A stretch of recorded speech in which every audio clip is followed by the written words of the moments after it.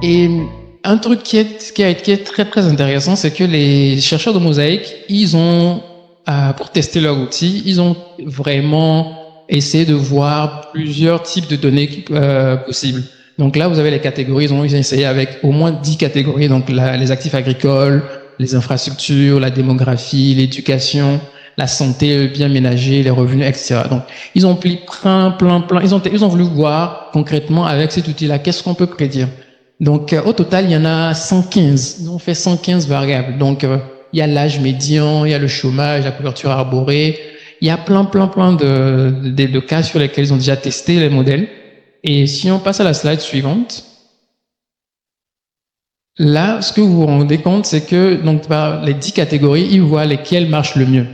Donc, par exemple, très vite, on peut voir, par exemple, qu'au niveau de tout ce qui est démographique ici, donc, là, ça vous donne un peu, donc, plus c'est haut, la performance du modèle. C'est-à-dire que, en général, c'est compris entre 0 et 1. Plus on est proche de 1, plus ça veut dire qu'on a obtenu des modèles très performants.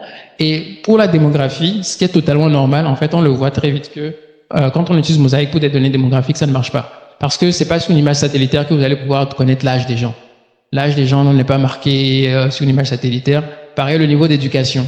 Mais, ce qu'on peut voir aussi, c'est que, par exemple, l'âge des gens, il peut être plus ou moins, parce qu'on n'a pas 0, on a quand même un truc autour de 0,2. Pourquoi? Parce que rien que la zone urbaine et la zone rurale, ça donne des informations peut-être sur l'âge des gens.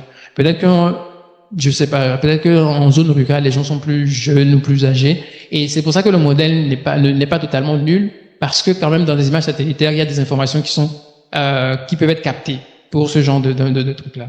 Et comme le disait Zisler tout à l'heure, Mosaic, l'avantage, c'est que, en plus des données satellitaires, il y a des informations pertinentes que vous pensez qu'on peut rajouter. Par exemple, pour l'âge des gens, je sais pas qu'est-ce qu'on pourrait, si vous pensez à une variable à laquelle on peut ajouter un Mosaic, on les ajoute dans notre modèle et puis ça marche. Donc, les données, donc c'est-à-dire que les données satellitaires peuvent facilement être complétées par d'autres types de données. Là où on voit que Mosaic performe très bien, c'est l'agriculture. C'est pour ça que actuellement, notre focus se porte sur l'agriculture. Donc, Zisler vous a parlé de 2, voire même 3 trucs sur lesquels on travaille, mais au total, on en a 5 en réalité. On a 5 trucs sur lesquels on travaille avec l'agriculture, dans le cas de l'agriculture. Notamment, on va essayer de prédire les périodes de sécheresse en se servant justement des débits des cours d'eau. Donc, il y a énormément de projets là-dessus sur lesquels on travaille. On a également, par exemple, je parlais des hôpitaux, par exemple, au niveau de la santé aussi, ça semble marcher plutôt pas mal. Bizarrement, l'éducation aussi était pas mal. Donc, en gros, l'avantage, c'est que, vu qu'ils ont déjà fait une variété, ça nous donne une indication que, oui, peut-être que, comme à 0,6, par exemple, lorsqu'on a une R de 0,6, c'est pas le truc, c'est pas un modèle ultra performant, mais ça donne déjà une bonne indication. Donc, tout dépend de ce que vous voulez faire avec votre modèle. Si vous avez 0 information quelque part et que on vous donne peut-être 60% de l'information, c'est mieux que 0. Mais si vous voulez prendre des décisions très importantes, peut-être que c'est pas avec un modèle comme ça que vous allez prendre des décisions. Donc, et Mosaic aussi, c'est pas la panacée. Ça règle pas tous les problèmes. Donc, c'est vraiment au cas par cas.